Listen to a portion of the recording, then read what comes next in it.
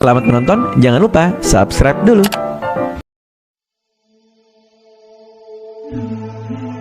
Memakmurkan masjid. Orang-orang yang memakmurkan masjid amat mulia di sisi Allah dan Rasul-Nya.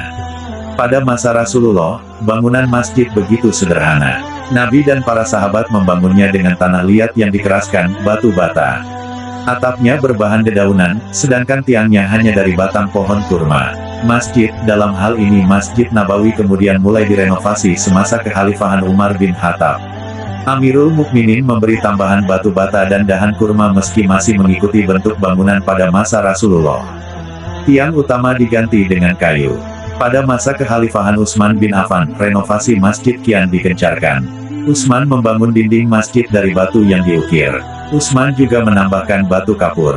Dia juga menambahkan tiang dari batu berukir, sedangkan atapnya menggunakan batang kayu pilihan. Meski bermaterial sederhana, masjid pada zaman Rasulullah mempunyai fungsi yang istimewa. Almarhum Profesor Mustafa Ali Yakub, Imam Besar Masjid Istiqlal, menjelaskan, masjid pada zaman Rasulullah setidaknya memiliki 5 fungsi. Masjid berfungsi sebagai tempat peribadatan, tempat pembelajaran, musyawarah, merawat orang sakit, hingga asrama.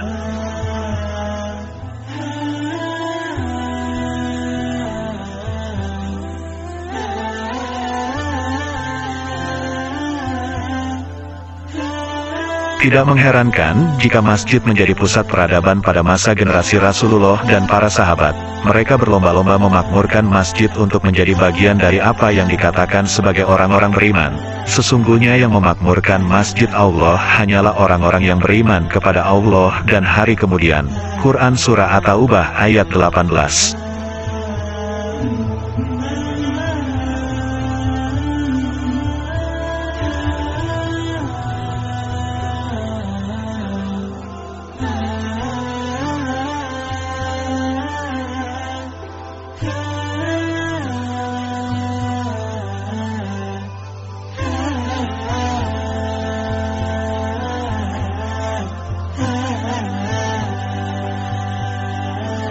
Orang-orang yang memakmurkan masjid amat mulia di sisi Allah dan Rasul-Nya. Pernah pada satu waktu, ada seorang perempuan berkulit hitam yang sudah renta selalu membersihkan masjid. Dialah Ummu Mahzan, nenek yang setiap hari menjaga dan membersihkan Masjid Nabawi agar bersih dari kotoran. Kala itu, dia sadar jika tenaganya sudah amat terbatas untuk membantu jihad di jalan Allah. Karena itu, Ummu Mahzan pun memilih mengabdikan dirinya untuk Masjid Nabawi. Saat dia wafat, para sahabat menguburkannya dan tidak memberitahu Rasulullah yang sedang tidur. Nabi bertanya tentang dia. Masyarakat sekitar Madinah menjawab, dia telah meninggal. Beliau pun berujar, mengapa kalian tidak memberitahukan perihal kematiannya? Tunjukkan kuburnya kepadaku. Lantas beliau mendatangi kuburnya dan salat di atasnya. Hadis Bukhari dan Muslim, Abu Daud, Ibnu Majah, Ahmad.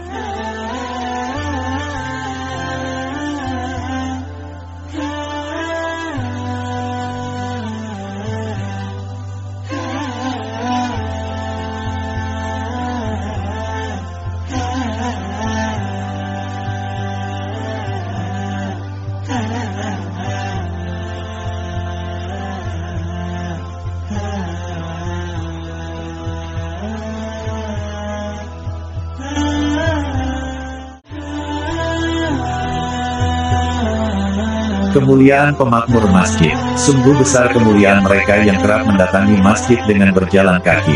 Saat dia datang pada pagi dan sore hari, Allah akan menyediakan tempat tinggal baginya yang baik di surga. Tidak hanya itu, jasadnya pun haram untuk dibakar api neraka.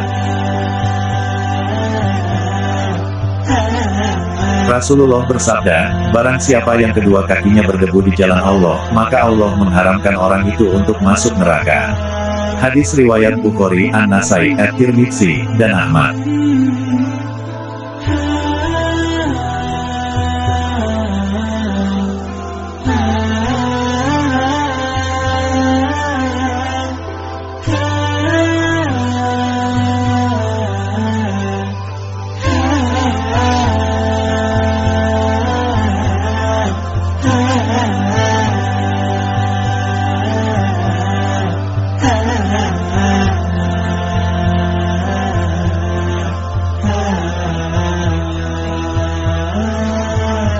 Kemuliaan mereka bertambah besar karena Allah sendiri yang akan menjadi penjaminnya hingga meninggal dunia.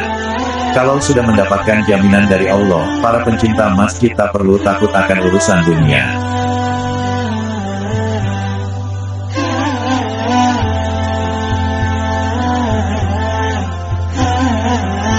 Dengan ikhtiar dan tawakal, dunia akan mendatangi mereka.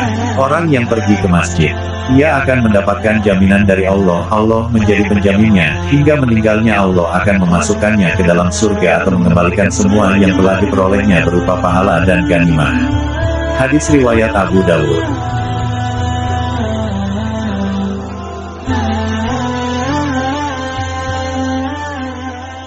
Jangan lupa subscribe dulu.